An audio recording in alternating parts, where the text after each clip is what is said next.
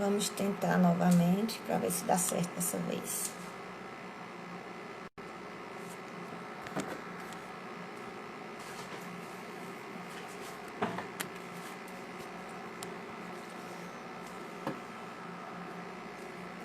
Estou aguardando.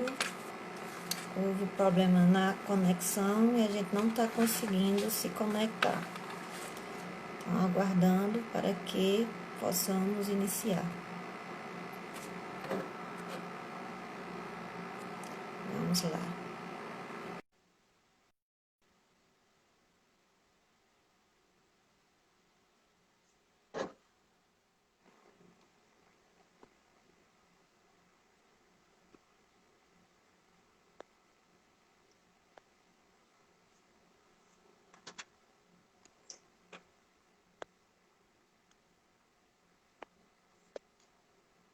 Olá. Lucinéia, Oi, tô aqui. consegue me ouvir, me ver? Sim, A sua imagem não está aparecendo para mim, mas o pessoal que está com a gente pode falar se estão vendo as duas imagens, se tá bem. Caso esteja aparecendo as nossas imagens para o pessoal que está entrando, a gente pode dar início assim mesmo. Só não está aparecendo para mim. Helena, vê se a imagem tá aparecendo, por favor. Só ouvindo, Cíntia? Dá para ver? Só o áudio.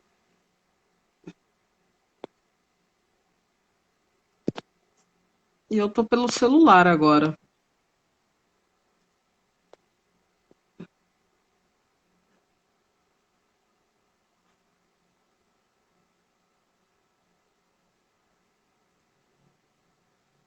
Ai, ai, ai. Estranho.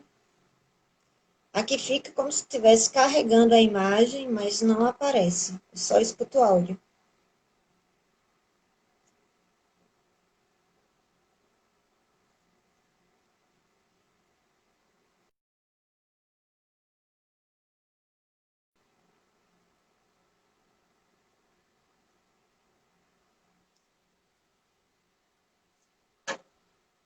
Estamos com um probleminha.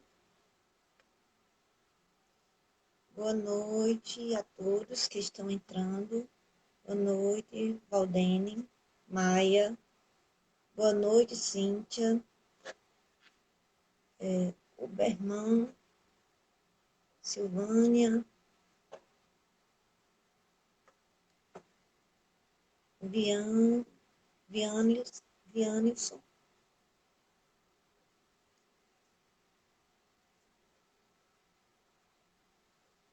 Vamos ver se agora a gente consegue.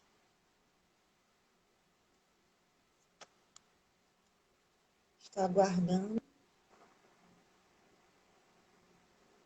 É, Sem na conexão. verdade, eu vou ver se eu consigo. Eu vou sair do computador. Eu tô com dois Instagram abertos. Será que não pode ser isso? Talvez seja assim, que Então esteja tá, dando interferência. vou ver. Então Então eu vamos, vou sair do computador e vou ficar só no celular. certo.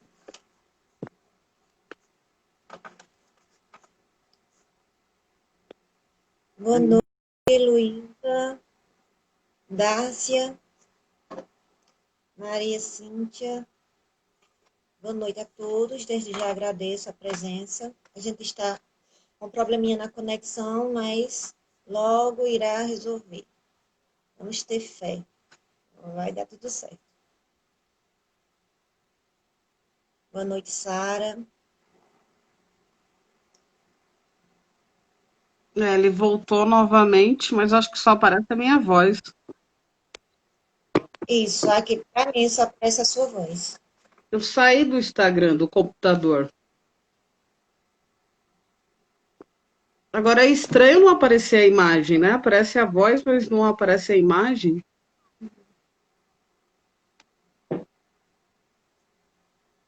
Boa noite, Andresa.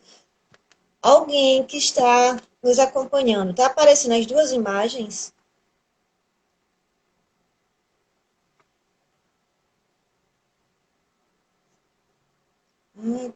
Cíntia, vê se Chama. está aparecendo a nossa imagem.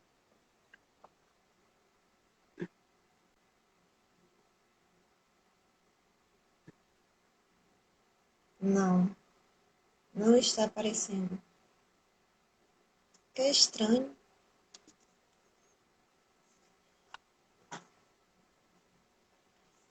Na verdade, pelo computador só está aparecendo você. Não está aparecendo. Que estranho. Aqui não está aparecendo a sua imagem. Na Para verdade, mim, pelo não. computador só está aparecendo você. Não está aparecendo. Que estranho.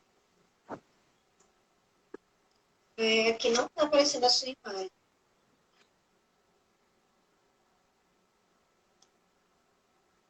Vou tentar novamente ver se a gente consegue para iniciarmos.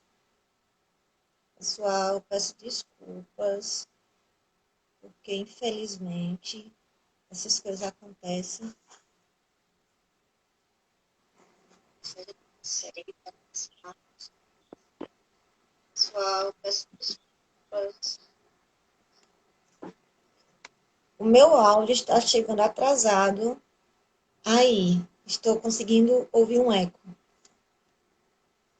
A minha voz dá para escutar normal? Dá sim.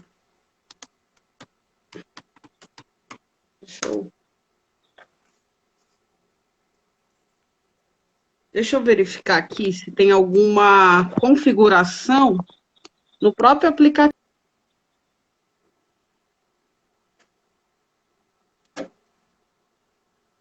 Ai, que bom! Agora sim, Apareceu? apareceu. Que bom. Está aparecendo? Está! Não, não estou nem Conseguimos acreditando. Eu vencer falei, eu vou mexer. a persistência. Ah, Devemos sempre ser assim, mulheres guerreiras. oh, meu Ai, que Deus, bom. vamos lá. Acho que eu vou deixar ele assim, tá? Bom, gente, agora dá para ver. Boa noite. Boa noite a todos que estão entrando, boa noite a você. Agradeço desde já você ter aceitado o convite. Sei o quanto você é uma grande profissional, acompanho seus trabalhos. É um privilégio para mim estar realizando essa live, né, com a grande assistente social, perito judicial. Então, assim, eu gostaria que você se apresentasse. Meu nome é Gileuza Souza, né, sou assistente social, resido em Pernambuco, atuo hoje na política da assistência social, no CRAS, e estou realizando esse trabalho, esse projeto, como já tinha lhe falado antes, desde que iniciou a pandemia.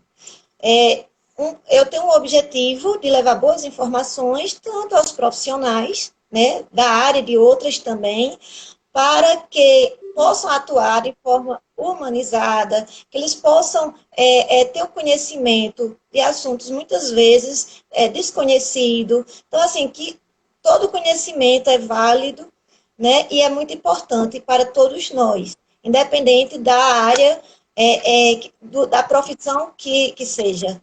Então, assim, desde já, novamente, quero lhe agradecer. Obrigado. Eu que agradeço o convite, é um prazer.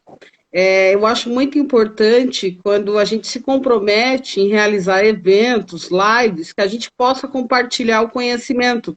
Eu acho que hoje a tecnologia ela serve para isso. Então, eu quero parabenizar você está fazendo esse trabalho, representando o seu estado, levando esse conhecimento para todo o Brasil. Isso é muito bom e eu desejo muito sucesso aí. Bom, para quem não me conhece, Obrigada. meu nome é Lucinéia, eu sou de São Paulo, eu sou assistente social, sou funcionária pública, trabalho em uma prefeitura aqui em São Paulo, trabalho no CRAS, já sou funcionária já há uns 5 anos, eu sou perita em 2 comarcas aqui no estado de São Paulo, sou professora universitária, a gente faz de tudo um pouco. E eu ministro curso de perito presencial e EAD. E hoje eu vim falar um pouquinho para vocês, um pouco da questão do perito. Eu faço, outra coisa, eu faço mestrado na PUC aqui em São Paulo, cuja minha pesquisa é sobre perícia. Eu tenho feito uma pesquisa com todos os peritos do Brasil para pegar o perfil do perito até o final do ano terminando aí meu mestrado, vocês vão saber o resultado da minha pesquisa. Por enquanto eu não posso falar, mas é uma pesquisa a nível do Brasil mesmo, para a gente trazer o perfil desses profissionais que trabalham para a Justiça Estadual e Federal. Bom, é isso. Essa é a minha apresentação. Ai, parabéns, que bom. Então, hoje eu convidei você para dar continuidade a um assunto que a gente já realizou numa live anterior, né, com a perita judicial Aline Rabaglio. E a gente vai falar, né, ela falou sobre a questão da atuação do assistente social como perito judicial, e hoje eu queria que você abordasse, né, o que devo fazer, né, para me tornar um perito judicial no âmbito do serviço social. Ótimo. Bom, antes da gente falar como se tornar, a gente precisa contextualizar, né? Então, eu tenho um e-book, eu lancei um e-book de perícia social que vocês podem baixar no próprio site, tá? www.carmosocialconsultoria.com.br. É um e-book de 20 folhas, onde ele fala todo o aspecto administrativo. Eu vou pedir permissão para mandar um beijo para os alunos. Ó. Tem a Patrícia, a Helena, a Fran, eu vi que tem a Cíntia, tem bastantes alunos aí assistindo a live. Então, primeiro a gente precisa contextualizar que para trabalhar como perito, as pessoas têm uma dificuldade de entender qual é o trabalho do assistente social no Tribunal de Justiça e o assistente social quando trabalha ARDOC, como perito. Qual que é essa grande diferença? O assistente social concursado do Tribunal de Justiça, ele trabalha com demandas da vara da família. Então, alienação parental, guarda, adoção, qualquer situação da vara da família, quem faz é um assistente social concursado. Aí você tem um outro trabalho do perito que não é o assistente social concursado que faz. É o assistente social prestador de serviço autônomo, que é o perito da Justiça Federal. O perito da Justiça Federal, ele trabalha com benefícios previdenciários, como BPC idoso, BPC deficiente, aposentadoria especial. A gente trabalha com essa demanda. Muita gente não sabe que os assistentes sociais concursados do Tribunal de Justiça não podem atuar como perito, há um impedimento na lei, ele não pode atuar na Justiça Federal. Então, quem atua na Justiça Federal? Os profissionais credenciados. Aí você vai falar assim, mas eu já vi perito atuando, ele fala que trabalha para o TJ. Na verdade, gente, algumas páginas até têm feito uma polêmica sobre isso, na verdade. Por quê? Porque o Tribunal de Justiça, quando falta assistentes sociais no Estado, falta profissionais, não tem profissionais concursados suficiente, o que ele faz? Ele nomeia um perito, porque ele tem que atender aquela demanda. E aí, por isso que muitos assistentes sociais não concursados acabam fazendo processos da vara da família. Mas o ideal, deixando claro para todos, é que abra concurso e que tenha concursados, tá? Essa é a defesa. Eu estou colocando isso aqui porque algumas páginas chegaram até me marcar perguntando sobre o que eu achava sobre isso, porque o pessoal falando de concurso, falando dessa questão da perícia, dizendo que era uma precarização e queria um posicionamento. O meu posicionamento sempre foi firme, a gente tem que abrir concurso público para o TJ, para a vara da família. Para a Justiça Federal é uma outra legislação. Então, no meu conceito, os peritos têm que trabalhar pela Justiça Federal e os assistentes na vara da família, seria uma demanda deles, tá? Mas, no entanto, gente, esse não é a nossa realidade. Se você pegar a nível Brasil, essa questão da perícia, ela vem muito com a questão da precarização do trabalho, tá? Visto agora essa questão remoto, você vai ter muito perito. Então, assim, aí vocês vão falar, cresceu a área de perito? Sempre teve, na verdade. Só que, no entanto, quanto menos profissionais tiver concursados, mais peritos vai aparecer. E aí, eu sou um profissional, você tem que ter ensino superior, tem que ter o CRES ativo, Cada estado tem uma legislação.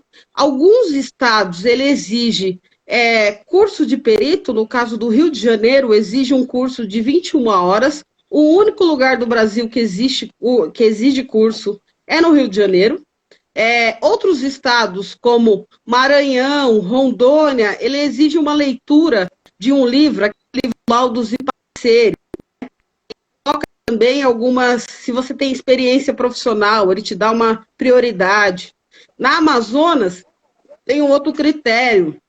Você tem que ter LinkedIn, você tem que ter currículo Lattes. Então, tem uma outra exigência. Então, cada estado ele vai ter um critério para atuação de perito. No entanto, o que predomina? Tem ensino superior e CRES ativo. Eu não preciso de curso para poder me tornar um perito. Muito cuidado hoje, vocês têm que prestar muita atenção, existe muita empresa. Eu sou professora e eu vendo curso de perito, mas eu tenho que ser sempre transparente. O curso de perito não é obrigatório. Ele vai te ajudar, vai te dar subsídio, com certeza, mas não é obrigatório. Então, você tem que fazer o quê? Você tem que verificar no seu estado, geralmente, cada estado, ele existe 2 sistemas. Um sistema chamado AJG, que é assistência jurídica gratuita, e existe um outro, geralmente, que é um sistema do estado, que no processo civil ele diz que o Estado, o próprio Conselho Nacional de Justiça, ele coloca que ele precisa criar um banco de peritos, tá? Esse banco de peritos, você tem um cadastro, onde eu vou lá, levo a documentação, as documentações geralmente são as documentações principais, RG, CPF, comprovante de residência, título. Há estados que exigem várias documentações. Muita gente, uma das queixas dos peritos é o excesso de documentos, mas, no entanto, a gente tem que entender que quando você trabalha com a justiça, eles vão pedir, sim, essa questão da documentação.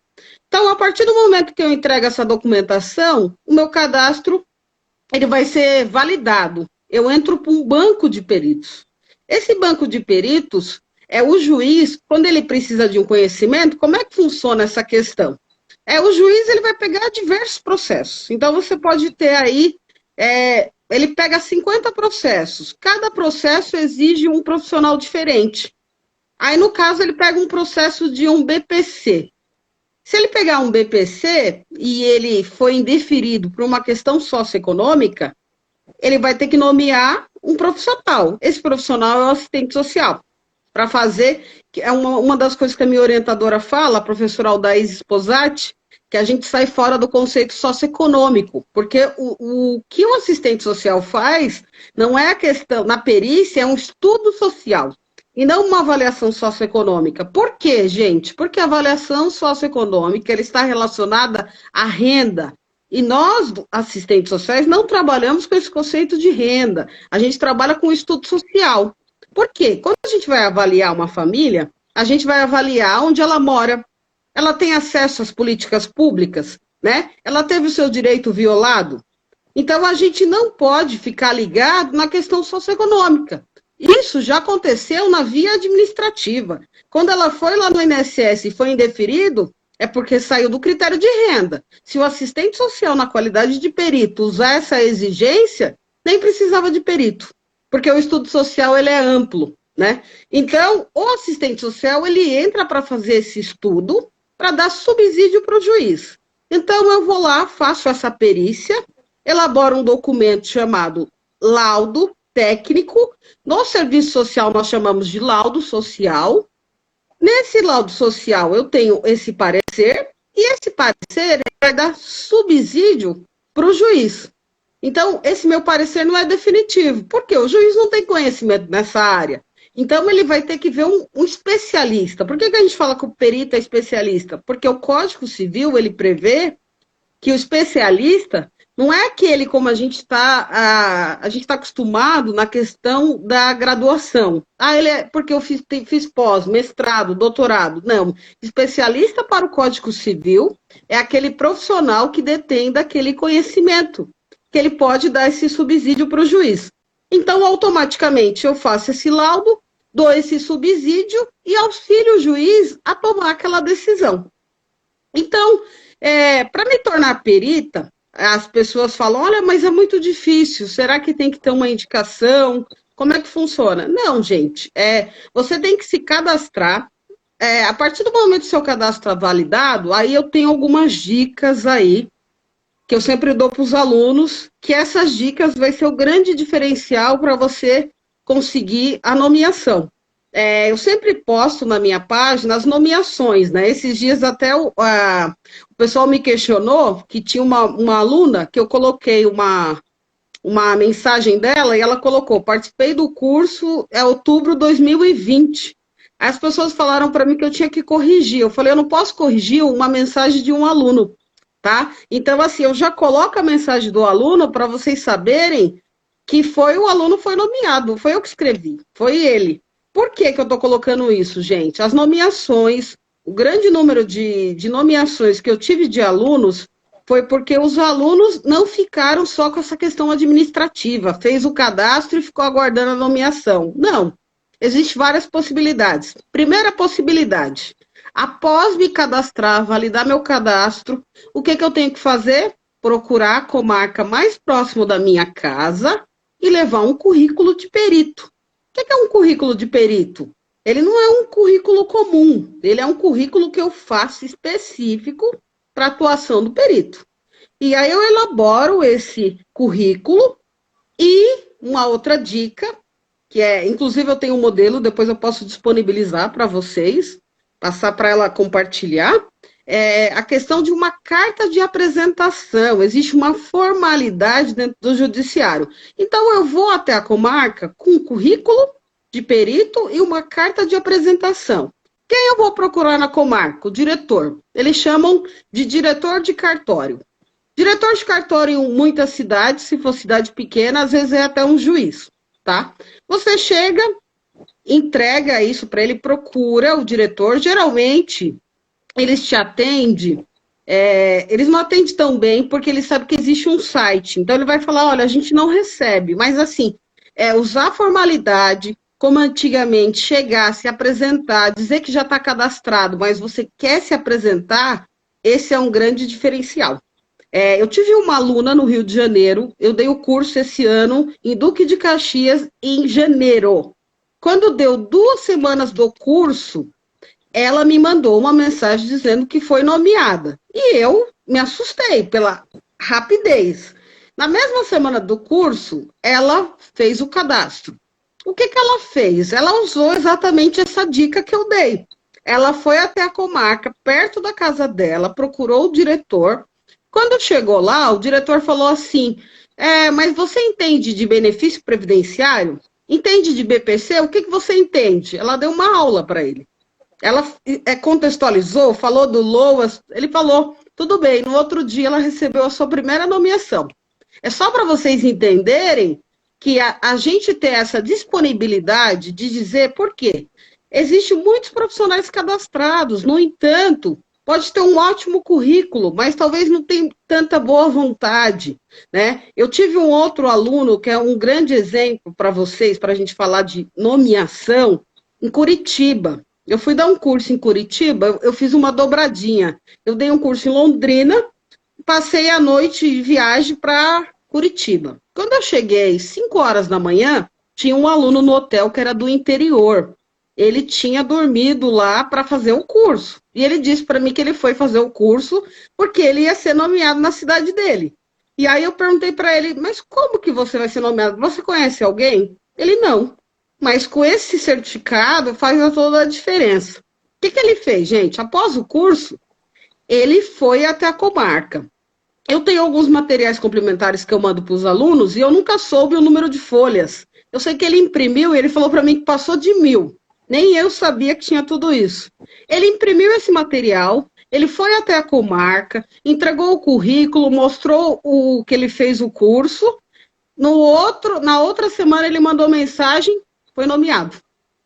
Mas assim, o que eu achei interessante dele? Porque ele foi uma pessoa que desde o início ele disse, eu vou ser nomeado, né? Então ele foi lá, pegou o material, demonstrou todo esse interesse.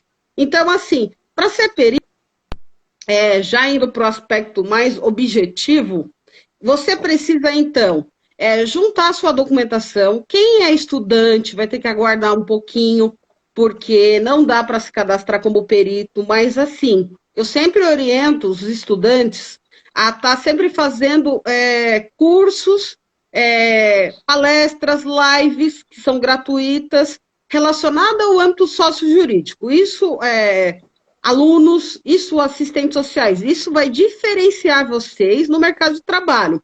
Uma outra dica que eu vou dar para vocês, eu fiz 2 cursos. Eu fiz um curso pela Conselho Nacional dos Peritos do Brasil e eu fiz um curso de perito pelo Estado de São Paulo. Então, na verdade, tudo que aparece relacionado à área de perícia, eu tenho me especializado.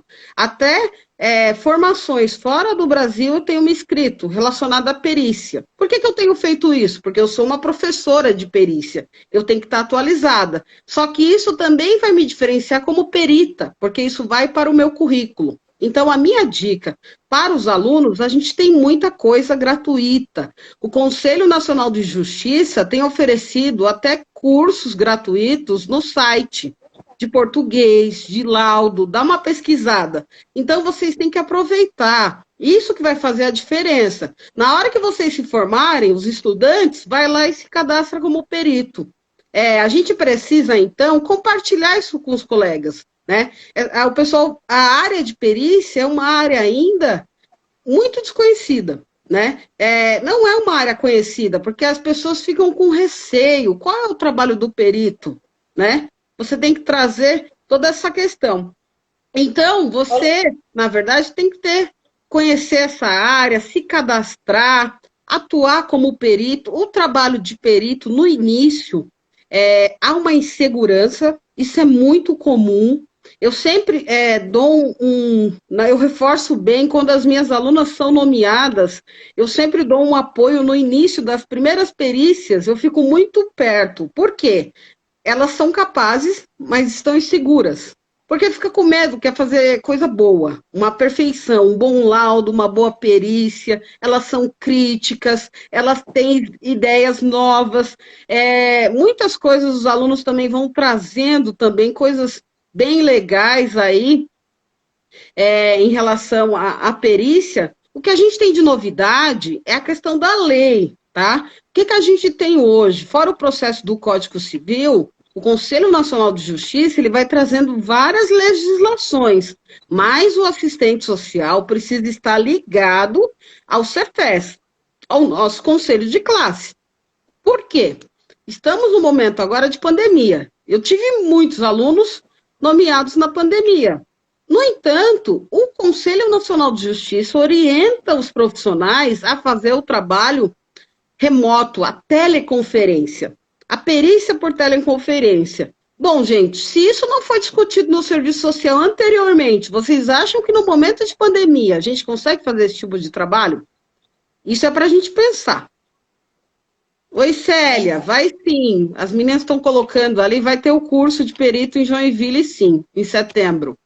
E aí, gente, a gente tem que pensar sempre no nosso conselho. Eu tenho orientado os alunos a sempre seguir as orientações do conselho. O conselho de serviço social, ele serve para dar um respaldo para o profissional. Quando eu estou insegura, eu ligo no conselho, eu pergunto para o conselho, será que é o ideal fazer esse tipo de trabalho? Que nem a teleconferência, eu pedi para os alunos prorrogar as perícias, né? Fazer uma prorrogação. Só que essa prorrogação tem prazo, porque as pessoas também, os beneficiários, os periciandos, eles também precisam do benefício.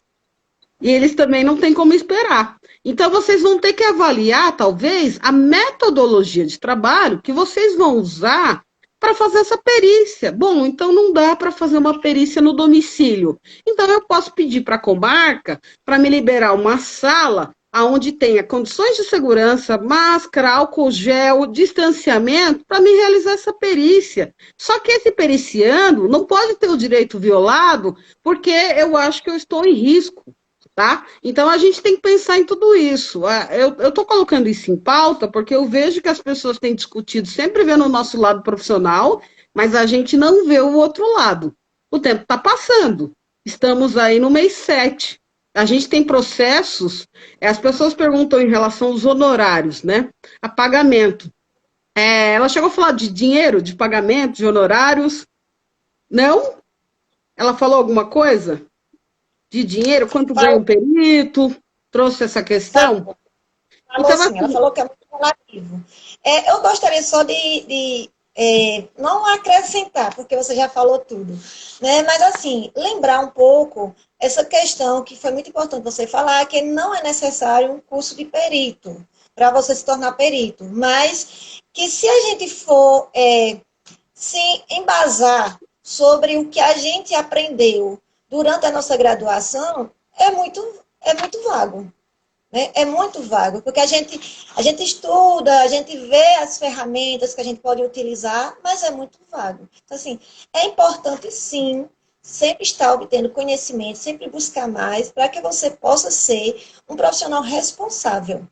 Porque ser nomeado pela justiça não é simplesmente um status, né? A gente se vangloriar, dizer que eu fui nomeado, eu sou perito. Mas gostou da sim, caneca? ainda, Não falando que quer uma caneca dessa. Olha, eu sorteio no curso, viu? Sempre eu sorteio caneca, camiseta e chaveiro. que bom. E, assim, são 4 pontos importantes para você ser um profissional competente, que eu vejo a minha compreensão, né? Que é sempre, você tem que aprender, né, a conhecer, você tem que aprender a fazer, você tem que aprender a conviver e aprender a ser. Porque quando você tem esses 4 itens juntos, né, você se torna um profissional competente e você faz um bom trabalho. Então, já E que você falou da competência, a gente pode falar das competências técnicas que as autoras de Zamioto e a própria Yamamoto, que eu digo, eu enfatizo isso no curso. São as competências do profissionais na qualidade de perito. Quais são? Primeiro, competência teórica. Não adianta ser perito e ser um profissional da prática profissional. Perito tem que ter competência teórica. Eu preciso me respaldar nos autores e eu preciso me respaldar na legislação. Eu sempre ainda enfatizo a questão, os autores do serviço social precisam aparecer. Eu vejo muito perito colocando assim, a família está em vulnerabilidade. O que é vulnerabilidade? Qual é o conceito de vulnerabilidade para dizer que você está vulnerável? E questão social? O que significa uma questão social? Eu tenho que conceituar isso no meu laudo pericial. Então, a parte teórica é uma das coisas, uma grande falha em relação à questão dos peritos. Por isso que muito laudo é contestado pelos advogados, porque falta a questão teórica. Primeiro. Aí, a segundo, você vai trazer a questão da metodologia da parte dos instrumentais técnicos operacionais. O profissional tem que escolher a questão da metodologia. Qual é o método que eu vou escolher para fazer minha perícia? Então, eu vou fazer uma visita, eu vou fazer uma escuta qualificada, uma observação, uma entrevista. Qual é o método que eu uso operacional?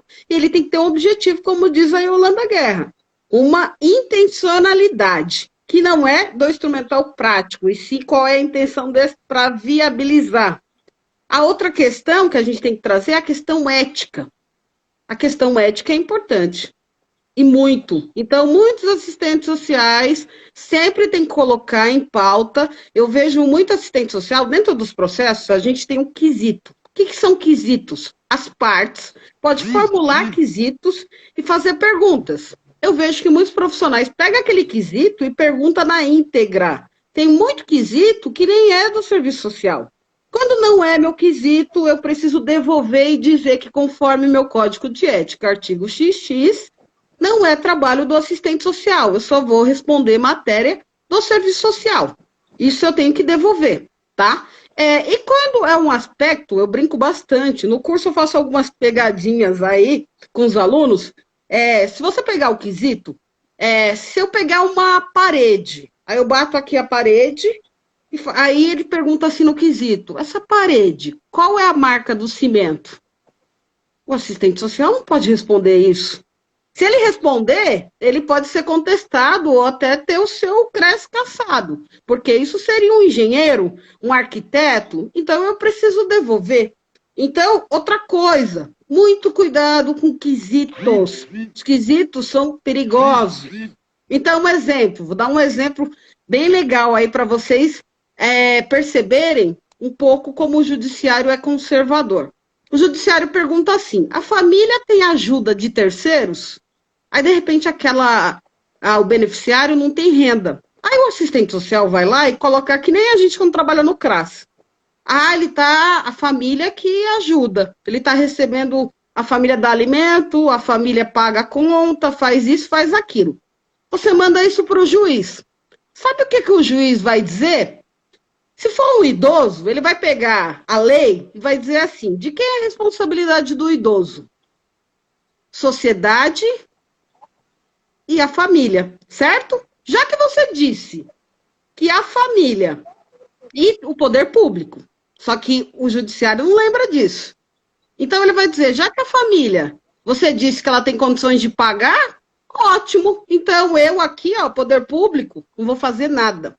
Então, gente, muito cuidado com o quesito. Eu posso responder a mesma coisa. Eu posso dizer sim que a família ajuda, que ela contribui, que ela ajuda a pagar. Mas sabe o que eu tenho que dizer? A família contribui, mas essa família tem um irmão que está desempregado, a mãe que faz isso, eles não têm condições de arcar com isso, e isso é responsabilidade do Estado. Então, assim, muito cuidado, porque eu vejo muito assistente social que não entende os quesitos, a malícia que tem em um quesito, e que esse quesito, mal respondido, foi como ela acabou de dizer, se o assistente social não está preparado para isso, ele pode, em vez de garantir direito, ele viola o direito do usuário. Então, fazer um curso, eu sempre falo, não precisa ser curso pago, tem muita coisa gratuita, muita coisa boa. Então, hoje, internet também, viu, gente? A internet dá para pesquisar muita coisa. Então, assim, a gente tem que estar preparado para estar atuando como perito. Porque se você não estiver preparado, quem vai ser prejudicado vai ser sempre o periciando. Certo? Lucinéia, como eu trabalho, né, na rede socioassistencial, vejo a angústia de vários colegas, né, de profissão sobre essa questão do judiciário estar nomeando, né, um profissional da área socioassistencial para demandar o trabalho de perícia. Então, assim, sempre tem aquele medo, né, com a justiça. Eu vou ter que fazer, eu sou obrigada a fazer. No seu entendimento, como podemos proceder numa situação dessa? Bom, ótimo, é uma boa pergunta, mas primeiro eu gosto de colocar polêmica, né, antes de responder as coisas. Bom, primeiro a gente precisa entender algumas coisas, vamos lá. Eu vejo muito assistente social de prefeitura que trabalha no judiciário emprestado. Ele trabalha emprestado e, vamos lá, o assistente social do judiciário tem lá um salário, sei lá, de 8 mil. Aí o emprestado ganha 1.500. Aí ele vai lá fazer o mesmo trabalho que o assistente social concursado do TJ para ganhar nem um terço do salário. E aí o que acontece? Quando vai abrir concurso, aí a comarca fala assim, aqui não precisa de assistente social, porque aqui já está preenchido. Porque, gente, é muito comum. Isso em todo o Brasil. As pessoas se sujeitam a trabalhar no judiciário, como ela disse, por status. Porque, na verdade, acaba sendo emprestado pela prefeitura. Só que se a gente se sujeita a ser emprestado, eles não vão abrir concurso. Tá? Então, essa é a primeira coisa que o assistente social precisa começar a dizer. Né? Dizer assim, não, a gente não, vocês abrem concurso. Porque o assistente social, gente, a gente sempre tem que se sujeitar? Não. Então, a primeira coisa a se fazer essa questão, não dá para ser emprestado, a gente tem que exigir que abra concurso para a gente ter um bom salário e ser reconhecido como profissional. Essa é a primeira questão. A segunda, quando eu trabalho em um CRAS. quando o juiz manda para a gente alguma solicitação para realização de eles mandam lá estudo socioeconômico, a uma perícia, a gente tem que devolver. Essa é a nossa obrigação, é devolver esse trabalho. Só que não é devolver e falar assim, ó, não vou fazer. Gente, o juiz, ele tem aí 50 profissionais cadastrados de várias áreas no banco de peritos. E o que acontece? Ele, na verdade, não conhece a área do serviço social. Quando você fala CRAS, Centro de Referência da Assistência Social, ele manda para lá que ele sabe que tem um assistente social. Se o assistente social do CRAS não responder, ele manda lá na saúde, tem um assistente social. E até alguém responder, porque para o juiz, ele precisa caminhar aquele processo. Tá? Só que o que acontece? Se ele mandar para você responder no serviço socioassistencial, você não vai ter peritos. Por quê? Porque o juiz, em vez de buscar um banco de peritos, ele procura a rede e ainda não te paga nada. E outra coisa, o profissional do serviço socioassistencial não está preparado para fazer uma perícia, ele não tem esse preparo.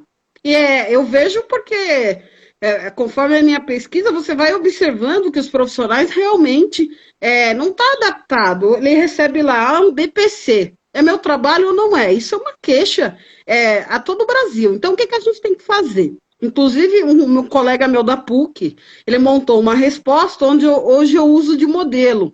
A gente tem que responder. Se você está no SUAS, no Sistema Único da Assistência Social, você vai pegar o SUAS e dizer assim, o que faz um CRAS? O que é o SUAS? Qual que é as minhas atribuições dentro desse CRAS? E dizer para o juiz que ele precisa nomear um perito. Como que eu faço isso? Senhor juiz, o processo do Código Civil, ele prevê o senhor nomear um perito, conforme o artigo 146. E aí você coloca esse artigo, coloca para ele. E outra coisa, gente, olha só o que eu tenho indicado para os alunos também, que é uma boa sacada. Aproveita e já oferece o seu trabalho para o juiz, para trabalhar fora do CRAS. Então, eu me disponibilizo. Eu sou credenciada no cadastro X e o senhor pode me nomear. Já tive gente que aconteceu isso, né? Que acabou sendo perito. Então, assim, se você souber fazer isso, você consegue também vender o seu peixe. Você já aproveita. Então, assim, para a gente ampliar a questão das perícias, os profissionais dos serviços socioassistenciais não pode responder, não pode aceitar, tem que responder, falar qual é o seu trabalho. Você pode ser da saúde? Qual é o seu trabalho na saúde? O que prevê o SUS? Sempre usar o Código Civil, que fala da questão do artigo 146, esse trecho todo, até o 156, ele fala do perito. Pega um artigo desse, faz comentado, já faz uma resposta dizendo que é a atribuição de um perito e que ele pode seguir o banco de peritos do Estado. Tá? Então, o meu posicionamento é claro em relação a isso, por quê? Eu não sei vocês, mas no CRAS é muito corrido, eu não tenho tempo para nada. Então, imagina, gente, se eu não estou dando conta nem no meu trabalho, imagina atender o que não é o meu trabalho. Então, eu acho que se a gente começa a devolver, a gente também começa a ter essa resposta que vai nomear mais peritos na cidade, certo? E além de ter aquela credibilidade de conhecedor, né, da lei, porque muitos têm um medo justamente por falta desse conhecimento. É que o nosso Código de Ética tem lá do profissional com a justiça, então, assim, relação do profissional com a justiça. Nossa lei que regulamenta a nossa profissão, no artigo 5º, também vem dizer aqui, nos respaldar sobre essa questão. Mas, para isso, a gente tem que estar seguro do nosso conhecimento. Eu, particularmente, fui nomeada perita, inexperiente, nunca tinha realizado uma. Estudei bastante, busquei conhecimento com peritos de outras áreas também, da Previdência. Era uma perícia em relação ao benefício, o BPC. E eu busquei conhecimento com outras pessoas da área para estar realizando. Para mim foi um desafio, eu sempre gostei de buscar conhecimentos, então assim, eu fiz porque eu queria realmente fazer, mas a partir de então, fui elogiada pelo advogado das partes, e após isso, eu comecei a ler, a me aprofundar mais, isso eu não vou fazer, eu fiz gratuito, eu não vou fazer mais trabalho para a justiça. Então, a partir de agora, ele vai conhecer que o meu trabalho, enquanto técnico social do CRAS, é diferente.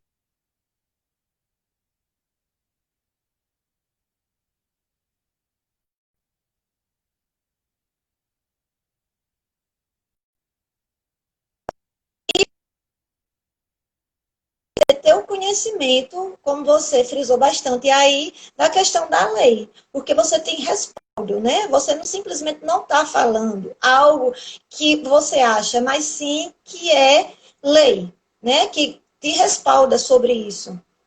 É bem Sim. importante.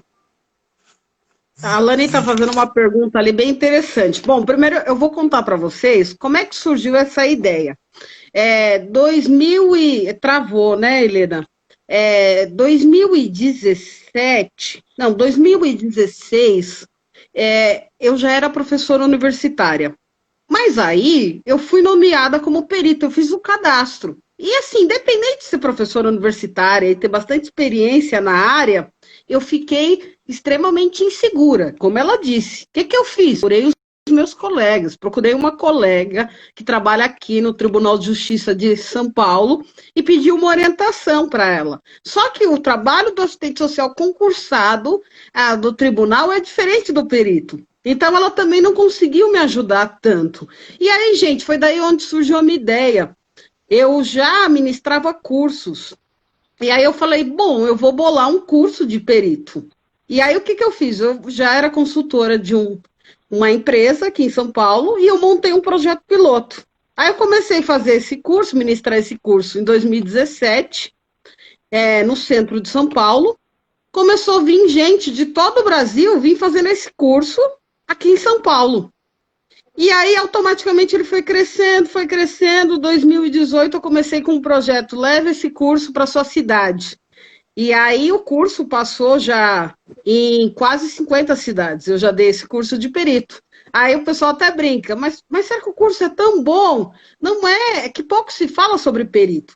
Então, quando eu comecei com essa demanda do curso, era para atender uma demanda do serviço social, né? É uma demanda de tentar expandir a área da perícia para as pessoas conhecerem, para dar um respaldo para ela trabalhar. Eu me preocupo muito, porque um profissional, perito, preparado para atuar, ele sempre vai trabalhar na justiça social, ele vai garantir direito.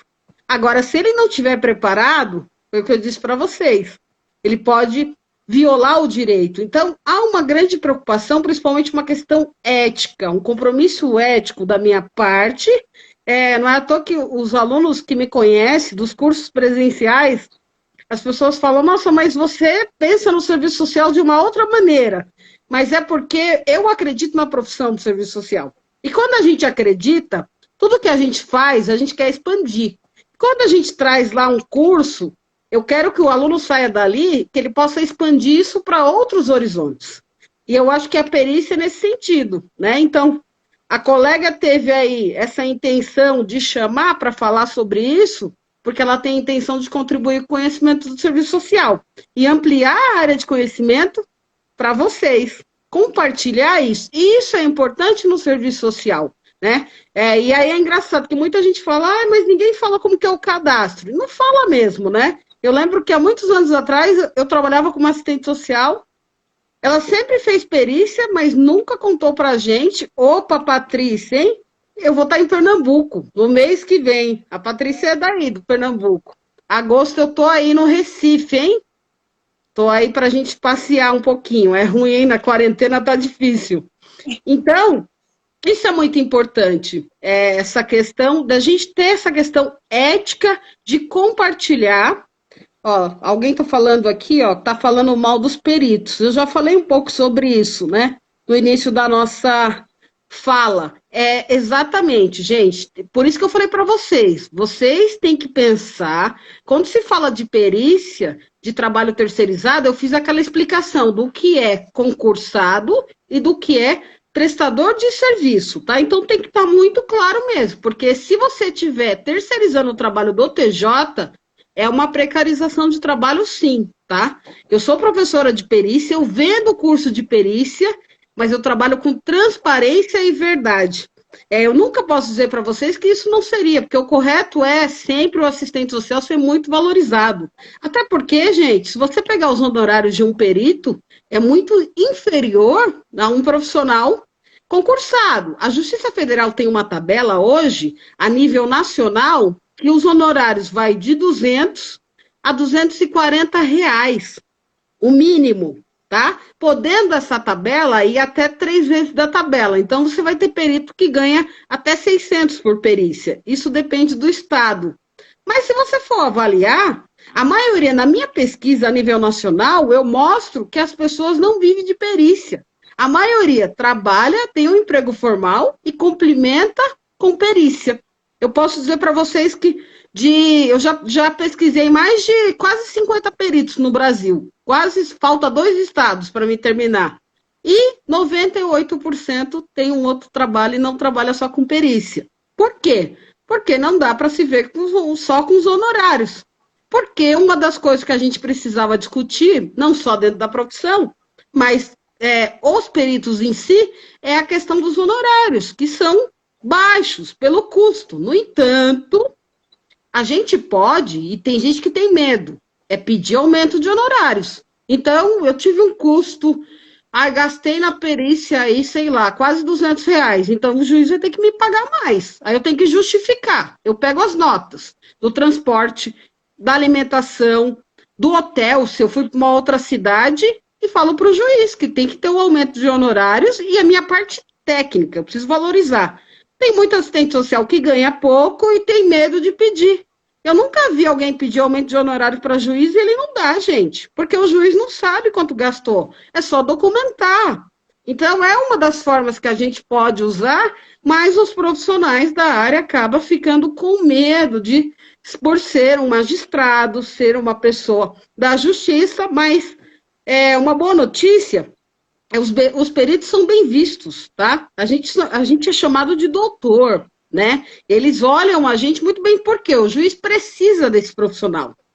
Então, a gente não tem que ter medo, a gente tem que ter conhecimento. Essa é a grande diferença. É verdade. Mais alguma dúvida? Nessa área, né, como perito, o que é vedado ao assistente social? Olha, você fala assim, vedado das atribuições do assistente social pelo Conselho Nacional de Justiça ou ao contrário? Do nosso conselho para o... Você falou... Da justiça. Na justiça, tá. A gente tem a questão das responsabilidades do perito, tá? A gente tem que sempre trazer a questão da responsabilidade. Primeira responsabilidade, que eu pego muito no pé dos assistentes sociais, e eu vou voltar e eu falo de novo. Sigilo. Sigilo profissional. Peguei o processo, eu não posso compartilhar processo com o colega. Eu não posso contar processo para o colega. Sigilo profissional. Todos os processos da justiça são sigilo. Se ele tiver relacionado a alguma demanda da vara da família, pior ainda, porque aí ele entra com um sigilo que pode ter criança. Então, o que acontece? Eu vejo bastante assistentes sociais compartilhando com outros colegas informações sigilosas.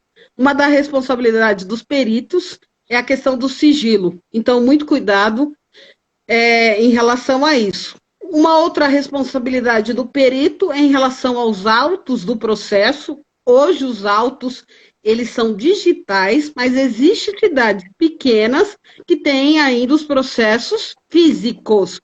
Você tem a responsabilidade de pegar esse processo e devolver, né? Quando for pedido pelo magistrado, você tem que ter a responsabilidade.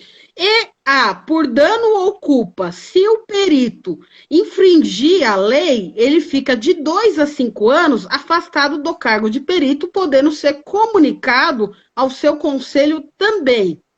Vou dar um exemplo para vocês, que eu sempre brinco com os alunos. A pessoa fala assim, não, eu nunca vou ter problema com isso. Então, vamos lá. Eu vou fazer uma perícia e, chegando lá, eu peço para a pessoa a carteira de trabalho. Aí a pessoa fala assim que não tem. Aí ela fala, não estou. Aí eu pergunto para ela, quanto você ganha? Aí eu ganho 2.000. Aí eu vou lá, coloco no meu laudo pericial que a pessoa ganha R$ 2.000. O INSS, ele adora fazer isso. Ele vai puxar um extrato e viu lá que a pessoa ganha R$ 4.000. Aí, mas quem foi que afirmou que ganha 2.000? Foi o perito. Ele escreveu. Qual é o correto fazer nesse caso?